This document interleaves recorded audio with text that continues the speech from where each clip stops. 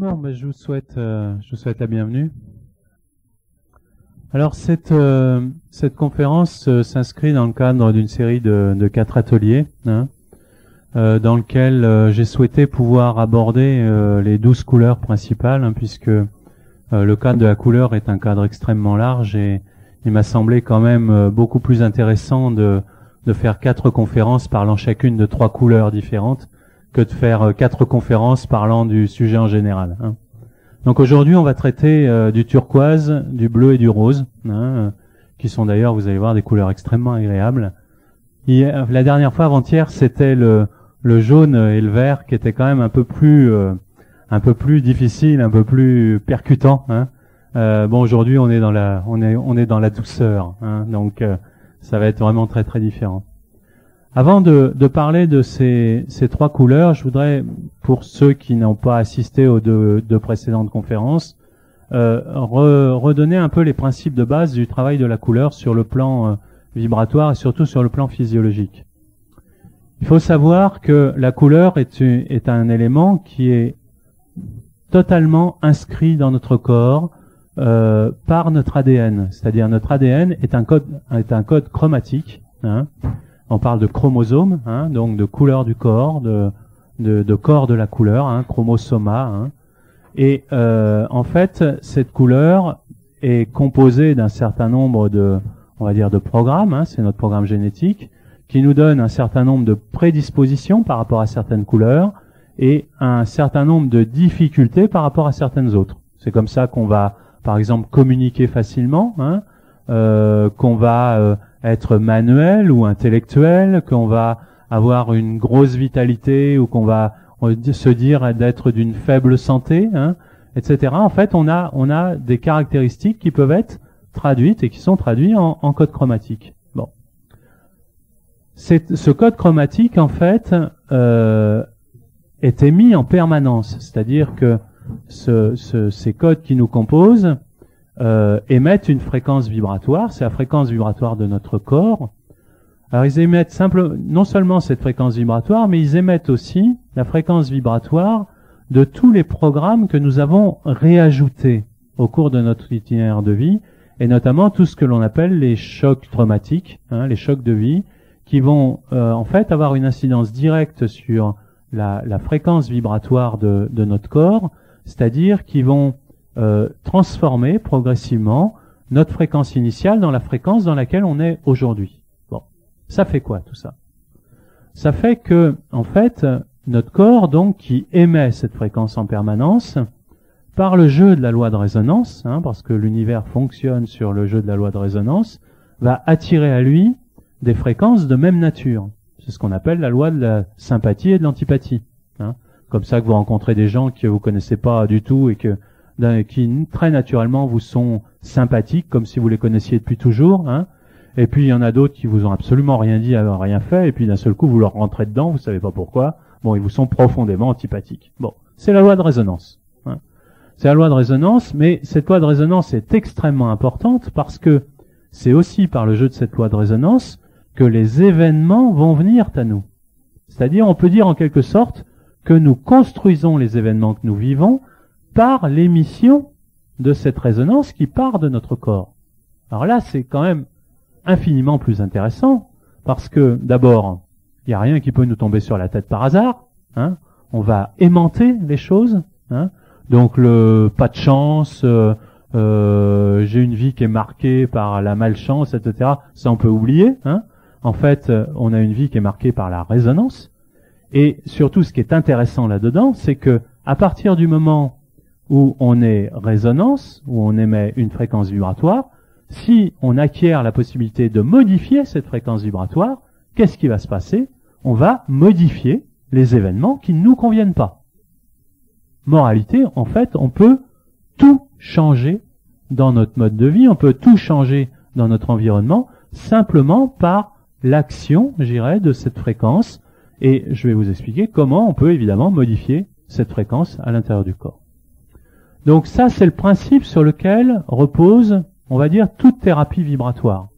Toute thérapie vibratoire va avoir pour effet de modifier en fait ces programmes parasitaires, hein, qui ont transformé notre fréquence initiale, et de réactiver en fait le programme initial qu'on avait à notre naissance.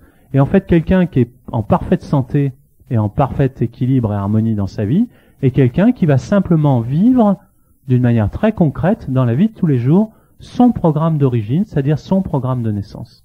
Bon. Alors comment faire pour retrouver en fait ce programme de naissance? Parce que tout le problème est là, hein. Et en fait, on passe une grande partie de notre vie à essayer de retrouver cette fréquence initiale, hein. C'est vraiment ça notre aspiration à l'évolution, notre aspiration à l'harmonie. Et la couleur est un des moyens dont nous disposons pour le faire. Alors je m'explique. En fait, quand on apporte une couleur, bon, il y a différentes façons d'apporter la couleur, hein, on va en parler ce soir. Quand on apporte en fait la fréquence de la couleur, on n'impose pas quelque chose de l'extérieur. Ça, c'est extrêmement important, hein, de comprendre, parce que si on imposait quelque chose de l'extérieur, on serait intrusif, hein. Donc on viendrait percuter, hein, le schéma que nous portons. Non, en fait, la couleur va venir tout simplement réimpulser, réactiver en quelque sorte le programme qui est déjà présent. C'est-à-dire, ça n'a qu'un effet de révélateur et de réactivation de quelque chose qui est déjà là, hein, et qui est parfois endormi, des fois déséquilibré, des fois en saturation, etc. Et en fait, la couleur ne va faire que, je dirais, réimpulser un programme qui est déjà là. C'est-à-dire que on ne peut rien apporter de l'extérieur. Et ça, c'est important, parce que ça veut dire que par la couleur, on est dans quelque chose de non intrusif, hein. Donc, qui ne peut pas nous faire de dégâts, qui ne peut pas nous déséquilibrer fondamentalement. Ça ne veut pas dire que ça nous bouge pas fondamentalement, hein, parce que on peut être très profondément transformé par l'apport de la couleur, mais on ne peut pas, je dirais, si on n'y met pas une approche mentale, intellectuelle, et on va en parler d'ailleurs aujourd'hui puisqu'on va parler du turquoise, qui régule l'activité du mental, si on n'approche pas ça avec une approche mentale, intellectuelle, on ne peut pas créer de choc majeur et on ne peut pas créer de traumatisme par le travail avec la couleur. Donc on est avec la couleur face à un langage universel, hein, qui va transcender toute division, on va dire tout temps, hein, puisque quelle que soit l'époque où un trauma en fait va s'inscrire dans notre corps, la couleur va agir dessus, hein. On va voir même que ça peut aller beaucoup plus loin, hein, mais ça, je ferai ça en conclusion, hein, de cette intervention aujourd'hui. En fait, on a la possibilité, en fait, avec la couleur, de créer un espèce d'effet de levier, hein, qui va nous permettre de régler toutes les situations d'inconfort qui sont présentes dans notre vie. C'est aussi simple que ça. On me croit rarement, hein, quand je raconte ça pour la première fois, hein. En fait, faut en faire l'expérience, hein, faut en faire l'expérience soi-même. Moi, j'ai rien inventé, hein. Je me suis contenté depuis 15 ans d'observer ce qui se passe, hein, et d'en tirer un certain nombre de conclusions, hein, et d'en faire, à la suite de ça, de créer un certain nombre de produits qui agissent sur la fréquence de la couleur. Mais moi, j'ai rien inventé, j'ai simplement regardé ce qui se passait quand on faisait quelque chose, hein. Et évidemment, c'est passé par mon expérience personnelle, et ça peut passer, et ça doit passer évidemment par la vôtre propre, et vous ferez votre opinion vous-même là-dessus. Alors, avant de parler des couleurs, je vais vous faire un peu travailler, hein, tant qu'à faire. On est en atelier, hein, donc je vais vous faire participer. C'est-à-dire que Vincent va passer avec des parfums de couleurs. Là, on va passer d'abord le turquoise. Le parfum se pose dans la paume de main, hein. Vous frottez vos deux mains l'une contre l'autre pour avoir le parfum sur les deux polarités, hein. Vous laissez un peu s'évaporer l'alcool, hein, pour pas la prendre dans les muqueuses du nez, c'est désagréable, ça pique un peu, hein, donc vous attendez quelques secondes. Et vous respirez profondément 3 fois. Alors, très important, ne vous préoccupez pas de la couleur en question, hein. Si vous avez des connaissances, par exemple, sur le turquoise, vous en préoccupez pas. Essayez de ressentir simplement ce qui se passe à l'intérieur de vous. C'est agréable, c'est désagréable, ça sent bon, ça sent mauvais, ça me détend, ça m'énerve, ça me rend agressif, ça me calme. Enfin, simplement ce qui se passe à l'intérieur de vous, hein, la sensation. Ou alors je sens rien. Bon, c'est aussi un ressenti, hein, je sens rien, hein. Donc simplement vous attachez à ce que ça fait à l'intérieur de vous, hein. Et puis on va en parler ensuite.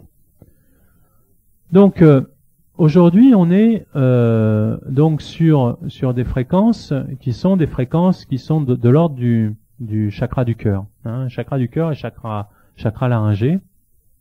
Bon, pour ceux qui ne connaissent pas ce qu'est un chakra, ce sont des centres énergétiques hein, qui ont été répertoriés dans la tradition indienne depuis plusieurs millénaires. Et en fait, moi, c'est en reliant cette tradition il y a 15 ans avec la couleur et avec l'incidence que ça pouvait avoir dans la vie quotidienne, c'est-à-dire dans la vie de tous les jours, que j'ai commencé à comprendre comment on pouvait utiliser la couleur pour modifier vraiment nos principaux déséquilibres dans la vie de tous les jours. Hein. Donc, on a vu donc ces jours précédents, bon donc le pourpre et le rouge qui sont véritablement la fréquence de la structure, c'est la force vitale, hein, c'est ce qui nous relie en fait à toute notre antériorité, toutes nos lignées familiales et surtout qui nous amène la force, hein, la force première, l'énergie première. Hein. On a vu l'orange et l'or qui sont deux couleurs qui nous connectent profondément à nous-mêmes et qui nous amènent en fait notre dimension intuitive, hein, profondément intuitive. On a vu le jaune qui est la couleur qui régule tout le plan émotionnel hein, et qui nous amène tout ce qui est joie, gaieté, etc. Mais qui est aussi la couleur en déséquilibre fondamental au niveau de notre culture, puisque c'est la couleur de la compétition, c'est la couleur de j'irais du vouloir, de la volonté, hein, de toujours vouloir plus, être le plus beau, le plus fort, le plus intelligent, le plus performant, le plus zen, le plus méditant, le plus le plus accompli. Hein. Et tout ça, c'est un excès de jaune, hein, c'est un excès de masculin.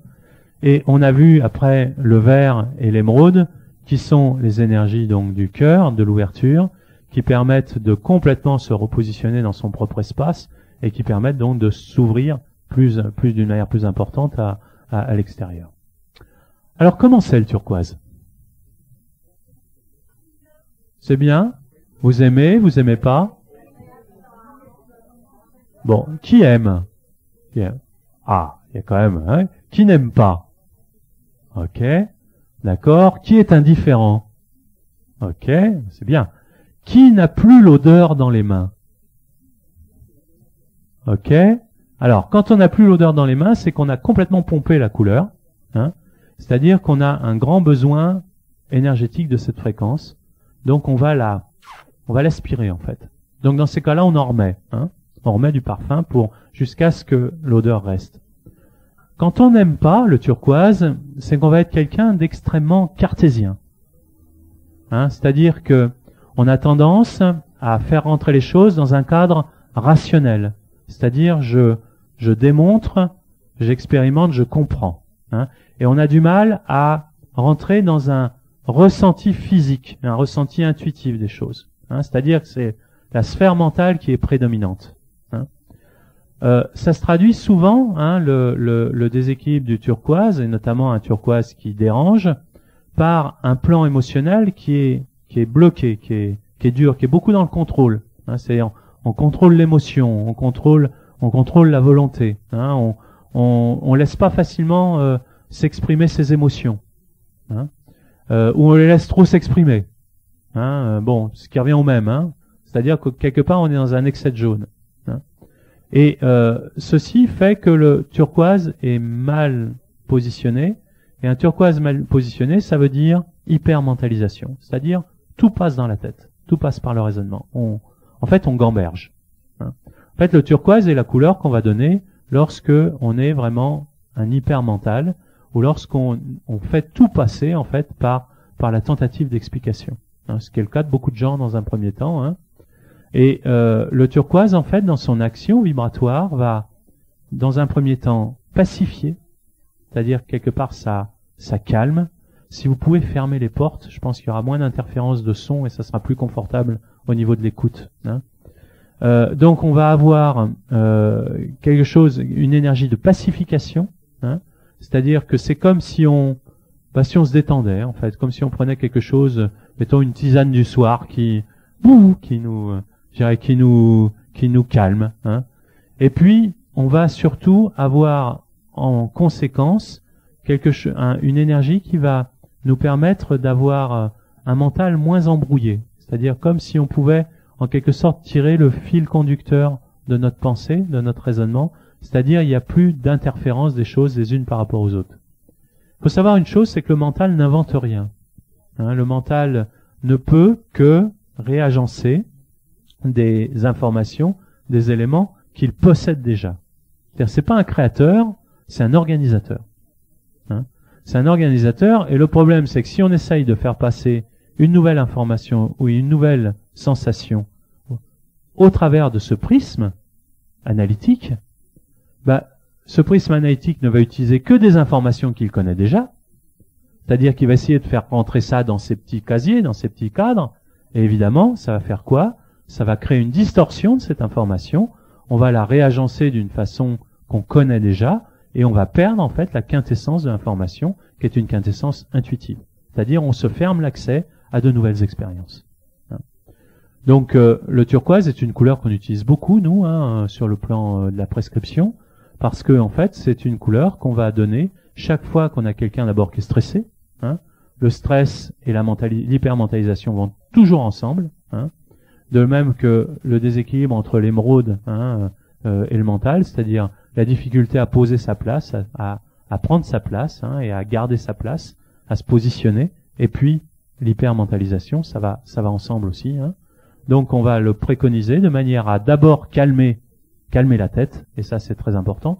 Les gens qui font de l'insomnie sont des gens qui sont toujours en manque de turquoise, hein, parce que l'insomnie c'est quoi? Je me réveille quasiment à une heure fixe au milieu de la nuit, le mental démarre et je peux plus m'endormir. Hein. Donc là on est vraiment dans des aspects du turquoise, des aspects inconfortables du turquoise, et le turquoise va permettre tout simplement de pacifier cet espace-là. On va passer au bleu avant de passer au rose. Normalement, je les donne dans l'autre ordre. Je donne le rose avant le bleu, mais là, on va passer d'abord par le bleu. Hein. Donc, vous allez voir que le bleu est une toute autre fréquence, hein, qui est très liée néanmoins au turquoise. Le turquoise, c'est un bleu et un vert mélangés. Hein. Donc, c'est à mi-chemin entre le bleu et le vert. Hein. C'est une chromie qui est à mi-chemin. Alors, il y a évidemment, avant de parler du bleu, je vais laisser Vincent le temps de passer parmi vous. Il y a différentes façons d'apporter la couleur dans la sphère énergétique. Hein. Je vais vous demander de rester dans le silence quand vous expérimentez, c'est-à-dire vraiment de rester dans le ressenti et de voir comment ça se passe. Hein. C'est normal d'ailleurs que vous parliez parce que le bleu incite à la parole, donc ça part tout seul. Hein. Bon, mais c'est pour ça que je vous demande de vous taire. En fait, il y a différentes façons d'apporter la couleur au niveau du corps. Hein. Là, on utilise en fait un concept qui est un concept très sophistiqué, qui sont les parfums de couleur, qui est vraiment, pour moi, la pointe avancée du travail de la couleur aujourd'hui. Mais il y a beaucoup d'autres façons d'apporter la couleur. Vous avez, par exemple, vous portez de la couleur. Vous avez la couleur du vêtement. Bon, le vêtement, vous allez porter une couleur le matin quand vous choisissez un vêtement, vous prenez une couleur qui vous fait du bien, que vous avez envie. Si vous essayez de porter une couleur ce matin-là, vous allez enfiler un pull ou une veste d'une autre couleur, puis vous allez vous dire non, ça va pas, vous allez la retirer, vous allez enfiler une autre couleur, la bonne. Hein. Donc on a déjà un rapport avec la couleur, c'est-à-dire que le corps va chercher déjà la couleur dont il a besoin. Le problème étant, c'est que selon le degré de déséquilibre de cette fréquence dans notre champ énergétique, on va dans un premier temps aller la chercher, c'est le vêtement qu'on porte, ou c'est la couleur des murs de notre chambre par exemple, hein. Donc on va aller la chercher, mais si le déséquilibre est plus accentué, on va la refuser, c'est-à-dire que on peut pas l'approcher en fait, et puis si vraiment le déséquilibre est profond, là carrément on la voit pas, c'est-à-dire on ne sait même plus qu'elle existe. Et évidemment, on va avoir beaucoup de mal à se rééquilibrer avec cette couleur à partir du moment où on la rejette ou si on ne la voit pas. Hein, ça, c'est évident. Alors, donc le vêtement, vous avez la possibilité de travailler avec, je dirais, des supports de couleurs. Par exemple, les cristaux sont des très bons supports vibratoires. Hein, donc les pierres de couleur sont très très efficaces. Hein. Vous avez aussi la possibilité de travailler avec des affiches de couleurs. Bon, vous verrez sur mon stand, il y a un prisme chromatique qu'on a réalisé il y a quelques mois, où en fait l'œil va automatiquement chercher les niveaux d'intensité chromatique dont il a besoin. Il y a toutes les couleurs dans le poster, et l'œil, en fait, il fonctionne comme un scan où il va piquer en quelques secondes le degré de chromie dont il a besoin. Et la réaction des gens qui ne savent pas comment fonctionne, ils viennent devant le stand, ils regardent, ils disent « Oh, ça fait du bien, comment ça se fait ?» C'est en fait tout simplement l'œil qui va chercher ce dont il a besoin, et évidemment, ça détend, ça réharmonise. On a aussi la possibilité de travailler avec des filtres de couleur, c'est-à-dire notamment ces lunettes, où la lumière, en fait, va traverser en fait un prisme chromatique, un prisme de couleur, qui va modifier la fréquence du nerf optique, qui lui-même, comme un parfum de couleur, va modifier la fréquence du système endocrinien et du système hormonal et rééquilibrer sur le plan de la santé. Là, on est vraiment dans les outils les plus actifs de la couleur, comme les parfums que vous avez sentis. C'est comment le bleu?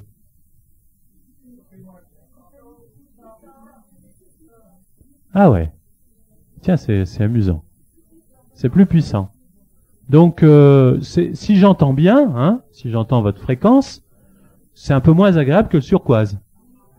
Ouais, C'est pas désagréable même, mais bon, c'est moins cool, quoi. C'est moins reposant, Ouais, ok. Alors, c'est amusant parce que c'est pas le cas. C'est pas le cas du bleu. Bah non. C'est étonnant, C'est rare qu'une salle réagisse comme ça au bleu, Le bleu, en fait, est détendant. Le bleu, ça sent plus. Ah oui, c'est que on l'a pompé, En fait, le bleu est une couleur qui calme, Alors, le bleu, c'est quoi? Le bleu, c'est la thyroïde. Le bleu, c'est la thyroïde. La thyroïde, c'est quoi? La thyroïde, c'est une glande endocrine qu'on appelle le chef d'orchestre dans le corps. C'est-à-dire, c'est la glande qui régule l'ensemble du système endocrinien. Donc, de toute la chimie organique au niveau du corps. C'est quoi aussi? C'est la glande qui régule la communication, l'expression. Et là, on est vraiment au cœur du bleu. Le bleu, c'est quoi? C'est la couleur qui va mettre en évidence tous les non-dits que l'on a accumulés à l'intérieur de nous. Et ouais. Et là, croyez-moi, il y en a des paquets. Il y en a des gros paquets. Et surtout, ceux dont on ne se rappelle pas. Parce que c'est ça le problème du non-dit, et c'est ça le problème du bleu, c'est que, bon, les choses qui nous ont le plus percuté, ou qui sont les plus récentes, bon, ça va, on s'en rappelle, on rumine, on garde pour soi, ça tourne en rond, ça tourne dans la tête, ça tourne dans le mental, ça nous fait un peu des néoplexus, bon, mais on les localise. Donc, à un moment donné, ça finit par sortir. Mais tous les autres, qu'est-ce qu'on en fait? Et où est-ce qu'ils sont? Eh ben, ils sont programmés sur le plan cellulaire. On les a gardés. On les a gardés, et en les gardant, ça fait quoi? Ça crée une fréquence qui nous empêche tout simplement d'être dans la paix. Parce que le bleu, c'est la paix. Et il faut pas aller chercher plus loin l'état de non-paix, et je dis bien l'état de non-paix, je dis pas l'état de guerre, parce que opposer la paix à la guerre, c'est un système de croyance qui nous empêche d'être dans la paix, mais bon, je vais pas développer ça, Donc, l'état de non-paix, qui fait que, en fait, on n'arrive pas tout simplement à être détendu totalement dans sa vie, bien dans sa peau. C'est-à-dire, on est toujours en train de chercher quelque chose en plus. C'est-à-dire, on n'arrive pas à se poser vraiment.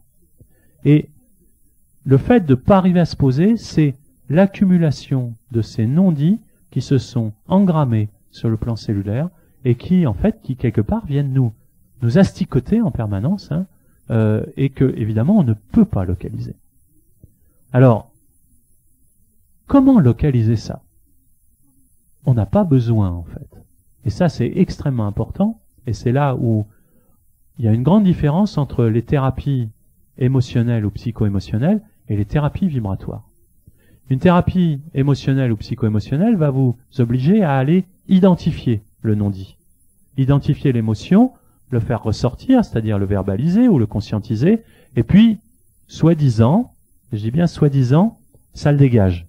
En fait, ça le dégage pas totalement, parce que ça le reformule. On est dans une reformulation de l'événement ou du non-dit. Et la reformulation de l'événement ou du non-dit crée en fait une réinscription à un autre niveau d'une autre façon. Donc il y a encore une trace. Par contre, quand on travaille avec un outil vibratoire, l'outil vibratoire, lui, il en a rien à foutre. Le bleu, c'est un archétype, il vibre à tant de hertz, il n'a pas d'état d'âme, il n'a pas d'émotion, il n'a pas de mémoire, il n'a pas de mental, il vibre. Il vibre, et qu'est-ce qui va se passer quand vous amenez le bleu à l'intérieur de vous? En fait, tous les programmes parasitaires par rapport à votre fréquence du bleu, votre propre fréquence du bleu, petit à petit vont se dissoudre. C'est aussi simple que ça. Et en se dissolvant, soit vous allez tout simplement mieux respirer, soit vous allez prendre conscience des fois de quelque chose qui s'est passé très antérieurement. Bon, vous, d'un seul coup, vous vous en rappelez, vous vous demandez pourquoi vous vous rappelez ce truc. Bon, ça n'a pas d'importance en fait. C'est au moment où ça se décristallise que ça revient à la mémoire. C'est passé, vous avez pris conscience, ça s'éloigne, c'est terminé. Et en fait, c'est par le travail du bleu qu'on va pouvoir se dégager de tous les non-dits qui sont inscrits à l'intérieur de nous. Et retrouver cette paix naturelle parce que on est toujours, quand on fait un travail de développement personnel, en train d'essayer de retrouver la paix. C'est ça, en fait, quelque part. La motivation de chacun, quelque part, la motivation profonde de chacun, c'est de chercher ça. Chercher la paix et l'harmonie. Et en fait, on n'a rien à chercher. Tout est là. La paix, elle est là. On n'a pas à l'acquérir. On n'a pas à la gagner. On n'a pas à la retrouver. Elle a toujours été là. Seulement, elle est masquée par ces programmes énergétiques, ces programmes vibratoires qui nous empêchent tout simplement de la vivre et de la localiser.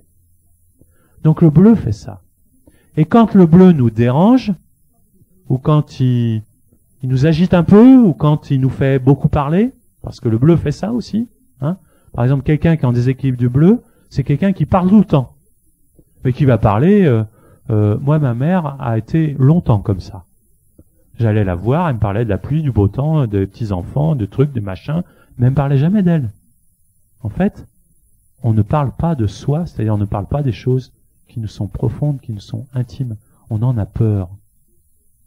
Par contre, dès que le bleu se réinstalle, on va dire ce qui nous touche, on va parler de nos envies, on va parler de nos désirs. En fait, on va parler de ce qui nous est essentiel.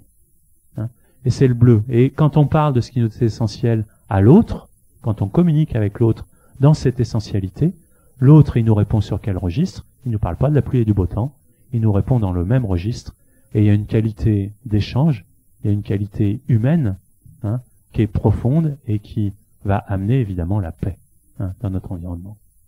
Donc le bleu est une magnifique couleur, évidemment, c'est pour ça que c'est la couleur du ciel, pour ça que c'est la couleur de la mer. N'oubliez pas qu'on a les 4/5 de la planète qui sont bleus, qui sont des océans. Bon, c'est pas pour rien, c'est parce que en fait nous sommes des êtres de paix, tout simplement. On l'a un petit peu oublié quand même, mais bon, le bleu nous permet de le retrouver. Maintenant que le bleu est un peu plus là, vous voyez, ça me travaille au niveau de la gorge. On va passer le rose. Pourquoi je vous ai pas fait passer le rose avant le bleu? Parce que le rose est à la fois une couleur magnifique, merveilleuse. C'est la couleur de l'amour. Mais le rose est aussi la couleur de tous les manques d'amour. Bon, alors là aussi, on est tous pareils. On a tous nos histoires, on a toute notre histoire, on a tous nos chocs affectifs, on a tous nos blessures. Et quand on utilise le rose, vous allez voir, soit vous allez beaucoup aimer, soit vous allez être dérangé par le rose. Et quand on est dérangé par le rose, c'est pour ça que je vous la fais passer en 3e position, c'est que on a encore des blessures d'ordre affectif à l'intérieur de nous. Et le rose va aller en fait cicatriser, cautériser ces blessures que l'on a au niveau de l'affect. Le rose travaille beaucoup sur le plan thérapeutique, notamment au niveau de la petite enfance. En fait, on a beaucoup de traumas affectifs au niveau de la petite enfance. Vous savez, l'enfant fonctionne pas du tout comme un adulte. Et les critères de l'enfant ne sont pas du tout ceux de l'adulte. Je prends un exemple tout bête, parce que c'est des choses que j'ai souvent rencontrées en consultation et en thérapie. Imaginez un enfant est en train de jouer dans une pièce. Il est avec sa mère, par exemple. Et puis, sa mère, sans faire attention, part dans une autre pièce et ferme la porte. Bon, d'un geste machinal, naturel, peut-être pour que l'enfant ne sorte pas de la pièce, etc. Et le petit qui est là, d'un seul coup, se retrouve seul, se retrouve choqué, parce qu'il a l'impression qu'il est perdu, abandonné, et d'un événement vraiment insignifiant, anodin, on va parfois avoir une empreinte qui est sans aucune commune mesure avec l'événement en question, qui est simplement la maman qui a changé de pièce et qui a fermé la porte, sans vraiment se douter une seule seconde que ça allait choquer le gosse. Et seulement on a une empreinte qui se crée, et moi j'ai rencontré ça souvent, une empreinte qui se crée qui amène un mécanisme d'abandon, une peur de l'abandon. Et la peur de l'abandon, Dieu sait si beaucoup de gens l'ont. La peur de l'abandon, ça amène quoi? Ça amène le besoin de reconnaissance des autres, par les autres, et ça amène la non-confiance en soi. Donc le rose va travailler là-dessus et va évidemment surtout cicatriser toutes les blessures affectives, tous les deuils que l'on a eu à faire. Quand je dis un deuil, c'est pas forcément la mort de quelqu'un, ça peut être un divorce, ça peut être un changement de situation, même professionnel, où on quitte quelque chose, et où quelque part ça nous laisse une drôle d'amertume, et le rose va vraiment venir nous coucouner, c'est vraiment ça le rose. Le rose, quand il nous fait du bien, il nous prend dans ses bras en fait et il nous berce. C'est très bien de se masser avec l'huile rose. L'huile rose vraiment voilà, câlin. C'est vraiment ça le rose. Évidemment, c'est une énergie féminine, c'est l'énergie de la mère, mais dans cette dimension vraiment maternelle, protectrice. C'est la mère divine, bien sûr, sur le plan symbolique. Et le rose va énormément faire de bien. Par contre, on va pas forcément l'utiliser en prime abord, parce que si vraiment les chocs sur le rose sont importants, ça va vraiment déranger. Alors, je vais terminer tout à l'heure en vous passant le bleu et l'argent, pas le bleu et l'argent, le blanc et l'argent.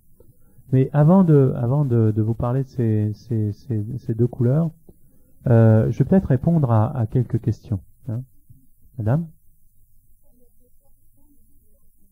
Ah, très bonne question puisque je suis habillé en noir. Donc pourquoi tant de gens portent du noir? Alors il y a une très grande erreur sur le noir, sur la façon de porter le noir. En fait, la plupart des gens portent du noir pour s'isoler, c'est-à-dire pour se protéger en quelque sorte, si on utilise les mots d'autrefois. Donc pour eux, c'est une couleur de protection, ça leur permet de se protéger de l'extérieur. Or, c'est complètement faux. Le noir est la couleur empathique par excellence. C'est-à-dire le noir, c'est un psychopompe. C'est-à-dire que ça permet de rentrer en contact avec les énergies qui sont autour de nous. C'est pour ça que je me suis habillé en noir aujourd'hui, parce que je savais que j'allais faire une conférence. Hier, j'étais habillé en blanc. Je ne donnais pas de conférence, j'étais sur le stand, j'étais en blanc. Et aujourd'hui, j'avais vraiment envie de pouvoir rentrer en contact avec vous. Donc, je savais que j'allais donner une conférence, donc je me suis habillé en noir, parce que c'est ce qui me permet de capter le plus facilement les énergies qui sont là et de vous en parler, tout simplement. Donc, porter du noir quand on n'est pas extrêmement bien aligné, ça décoiffe. Moi, j'ai pas de problème, mais je vous garantis que si on va pas bien et qu'on porte du noir, en fait, on va ressentir toujours par jeu de résonance, parce que la résonance agit toujours, 24 heures sur 24, tous les états de mal-être des gens qui sont autour de nous, qui vont venir renforcer notre propre mal-être. Donc il faut éviter de s'habiller en noir si on va pas bien. Oui, pardon. Si on est habillé en blanc, c'est l'inverse. Alors c'est inverse. Le blanc est un amplificateur énergétique. C'est-à-dire le blanc, c'est toutes les couleurs. C'est-à-dire que quand on porte du blanc, en fait, on amplifie son champ vibratoire. Et le champ vibratoire, c'est en quelque sorte une espèce de filtre par rapport à l'extérieur. On parle d'aura. Hein.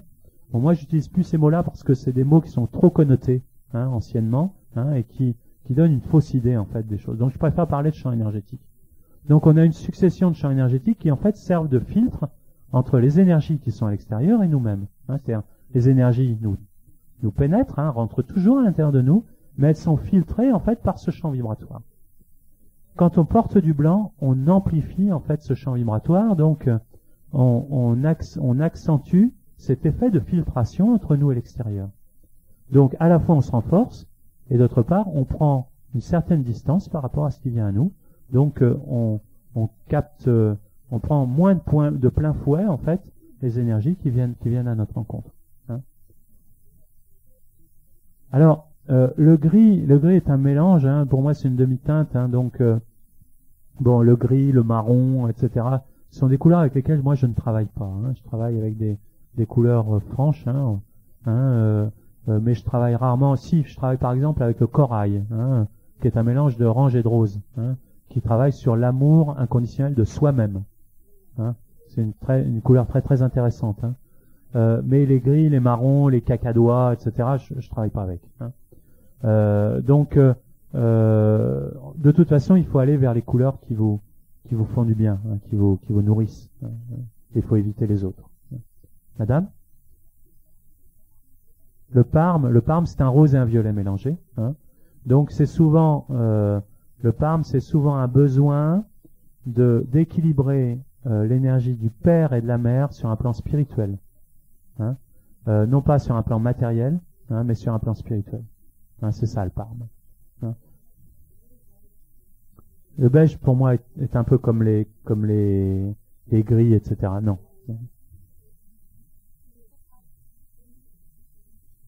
Oui.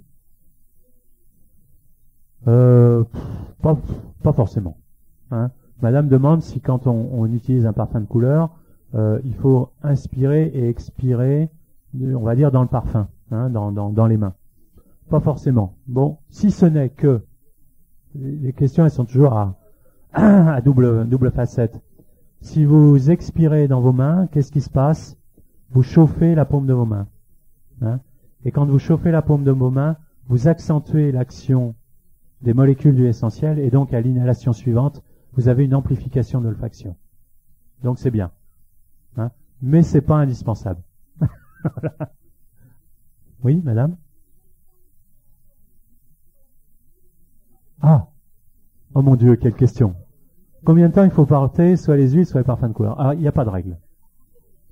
Il n'y a pas de règle. En fait, pour parler des parfums de couleur, ces parfums sont en fait conçus évidemment pour avoir une action rapide. C'est-à-dire que à la fois sur le dosage et sur on va dire la composition des fragrances qui amènent cette fréquence, on a fait en sorte d'avoir un outil, je dirais, puissant. Pourquoi? On est tous fait pareil. On prend un produit, quel qu'il soit, qu'on découvre. Si dans les 48 ou les 72 heures, on n'a pas eu un résultat, on se dit, oh, ce truc, c'est bidon, ça marche pas, on laisse tomber, on s'en sert pas, on le laisse dans un tiroir et on laisse tomber. C'est-à-dire, on a beaucoup de mal à se tenir à une action thérapeutique sur une certaine durée si on sent pas quelque chose de rapide immédiatement.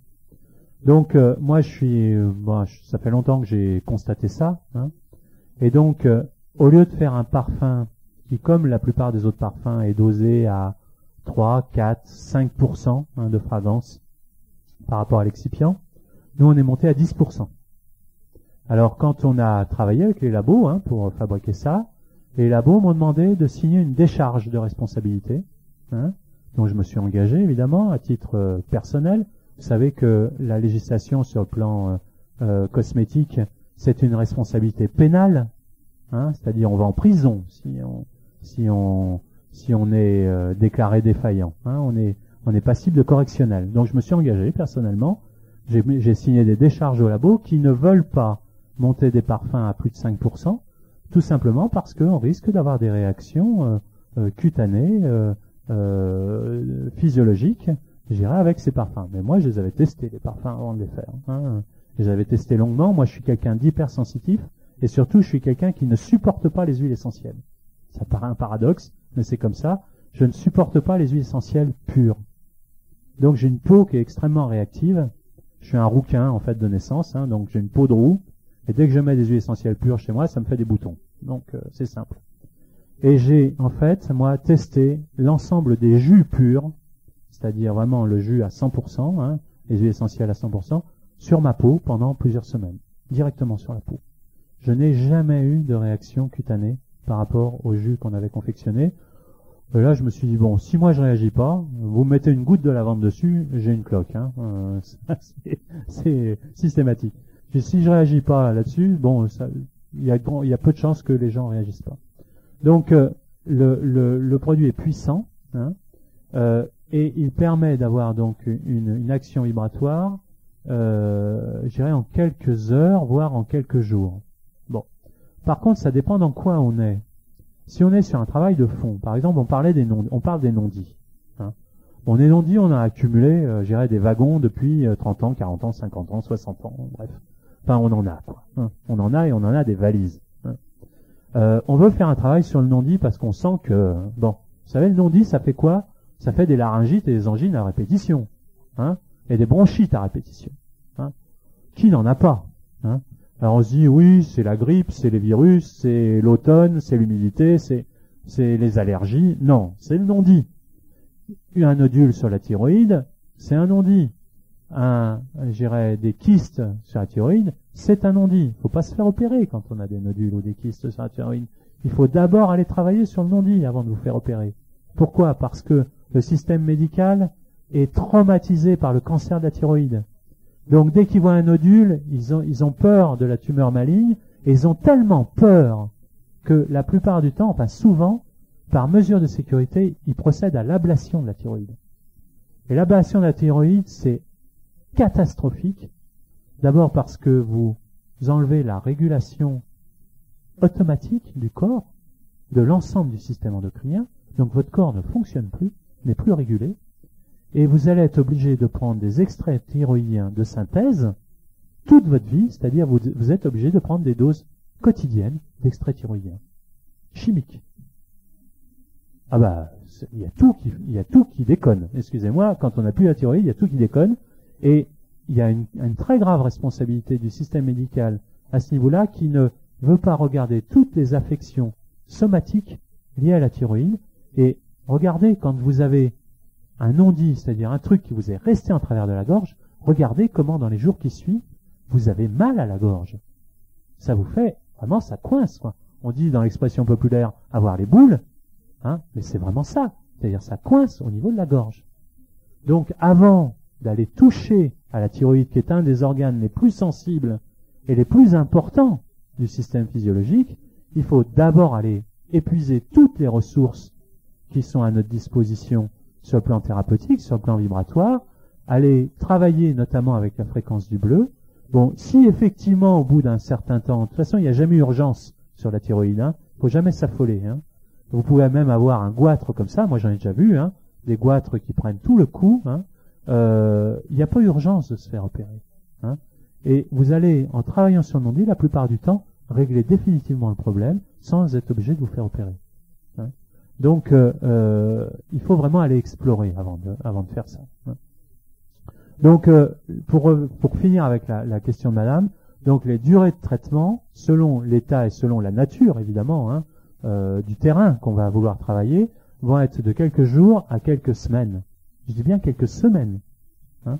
Je ne parle pas de quelques mois. Je parle de quelques semaines. Et là, je vous incite vraiment, et ça c'est mon expérience personnelle qui me le fait dire, je vous incite vraiment à expérimenter, hein, parce que il est difficile de croire que des parfums puissent régler des problèmes qu'on trimballe depuis la plupart du temps des années, voire même toute sa vie, mais je vous incite véritablement à faire l'expérience, hein, et si l'expérience n'est pas concluante pour vous, revenez me voir au prochain salon, revenez m'en parler, je serai présent, hein, et j'accueillerai véritablement vos commentaires avec une grande bienveillance et une grande écoute, et on trouvera ensemble et je dis bien ensemble, pourquoi ça n'a pas fonctionné. Hein? Et là, je m'engage véritablement personnellement. Hein? Une autre question, mon monsieur?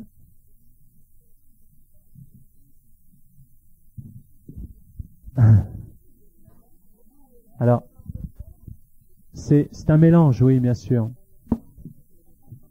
Oui, bien sûr.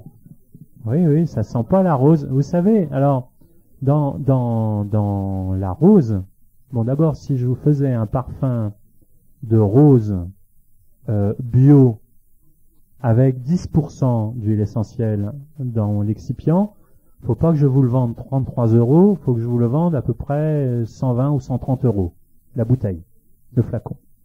Il y a un problème économique. Hein. L'huile essentielle de rose, il y en a d'ailleurs de moins en moins. Hein. Les productions sont très limitées mondialement parlant. Les gros producteurs sont turcs et bulgares. Hein. C'est la Bulgarie et la Turquie hein, qui produisent la rose en plus grosse quantité, la rose de qualité. Hein.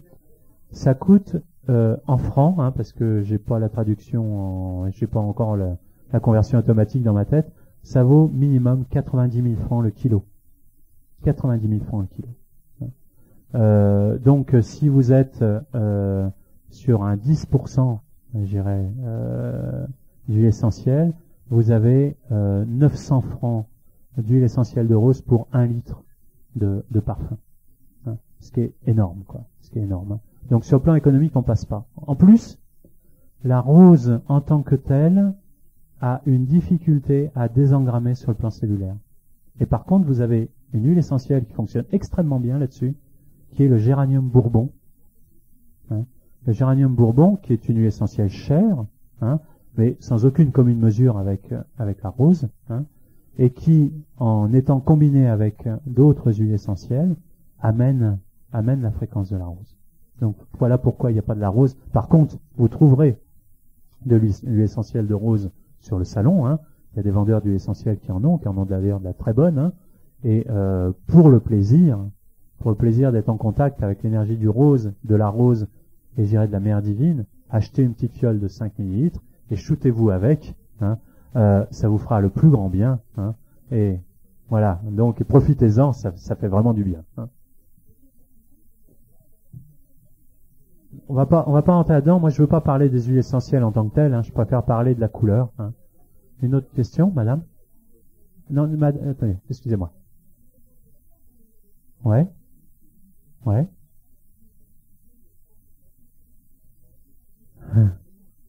Quand vous dites vous vous sentez bien dans le jaune, ça veut dire quoi? Ok. Est-ce que je peux vous poser des questions indiscrètes, madame? Est-ce que vous êtes quelqu'un qui veut comprendre les choses? Ok. Est-ce que vous êtes quelqu'un qui souhaite maîtriser les choses? Est-ce que vous êtes quelqu'un qui aspirait à être bien en toute chose? Ok. Ben voilà, vous venez de faire la définition du jaune. Hein, c'est-à-dire vous voulez être la meilleure. Voilà. Ok. Donc vous êtes en excès de jaune, madame. Voilà. Vous êtes en excès de jaune. Je m'excuse, hein, je profite hein, de votre intervention. Alors, vous êtes en excès de jaune, ça veut dire que vous êtes dans une fréquence qui veut contrôler, maîtriser et comprendre toute chose. Alors, on peut être très bien là-dedans jusqu'au moment où la tension est telle qu'on se sent mal.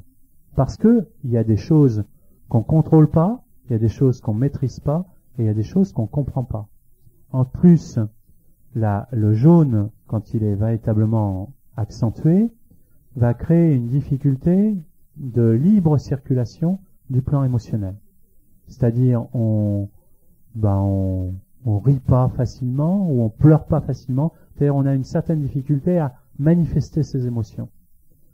Un excès de jaune amène aussi une difficulté sur le plan hépatique, hein, au niveau du foie, de la rate et de la vésicule biliaire. Hein.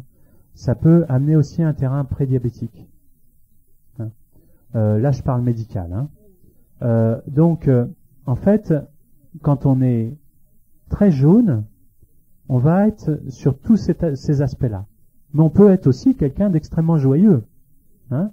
Bah oui, mais bon. Donc, Voilà, ça c'est toute la gamme du jaune. Voilà. Ouais, vous voulez être la meilleure. Ouais, c'est ça. Mais vous n'êtes pas la meilleure. Vous l'êtes pas. Vous pouvez pas l'être. Ouais, mais on essaye toujours. Mais alors regardez, quand vous l'êtes pas, vous faites un truc et vous n'êtes pas la meilleure. Qu'est-ce que ça vous fait? Bah, vous n'êtes pas contente. Bah voilà. Ça vous crée un stress.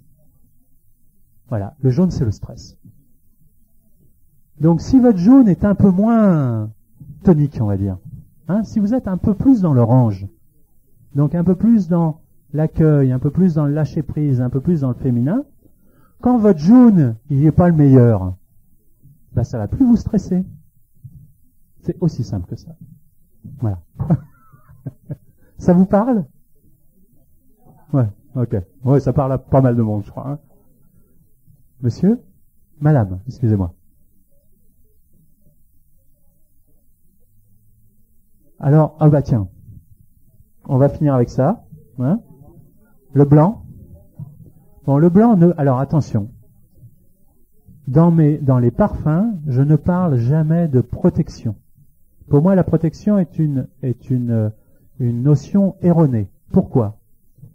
Toujours le jeu de la loi de résonance. On ne va attirer à nous que des choses qui sont présentes en nous. Donc si on refuse de recevoir quelque chose qui est présent en nous, on ne va pas pouvoir en faire l'expérience, on va se couper de l'expérience et on va accentuer le déséquilibre. Donc il faut tout accueillir. Même ce qui nous fait pas du bien, même ce qui nous est désagréable, etc. Même ce qui semble venir nous attaquer. Parce que ce qui vient nous attaquer est quelque chose qui de toute façon est une résonance par rapport à nous-mêmes.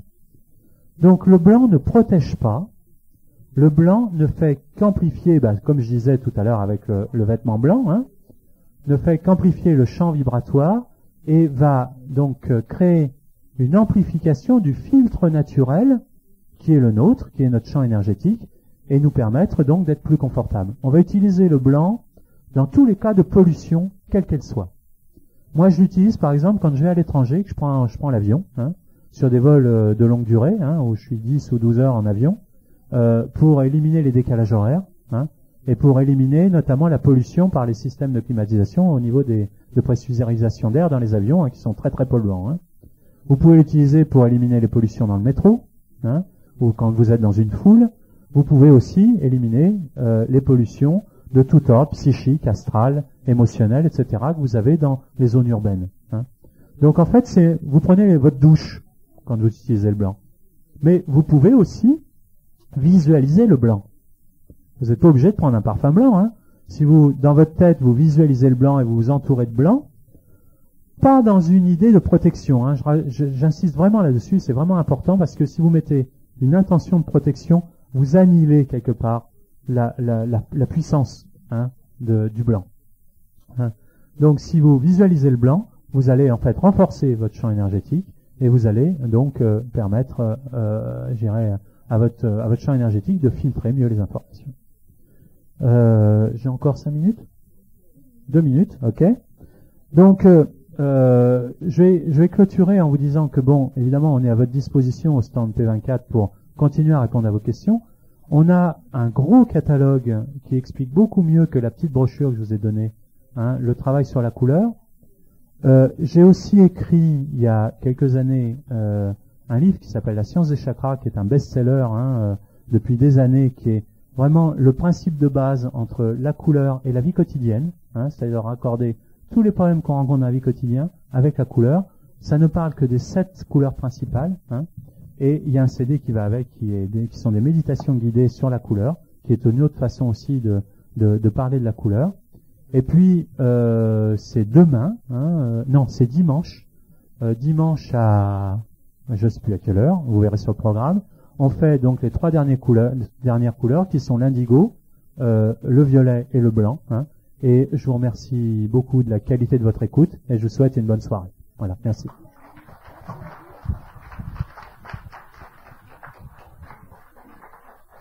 Merci Monsieur Daniel Briez. Vous pourrez vous procurer l'enregistrement de cet atelier au stand d'enregistrement des cassettes de conférences avec son aimable amabilité stand numéro 3, pavillon 1, en face du stand de Greenpeace, près de l'entrée principale. Merci.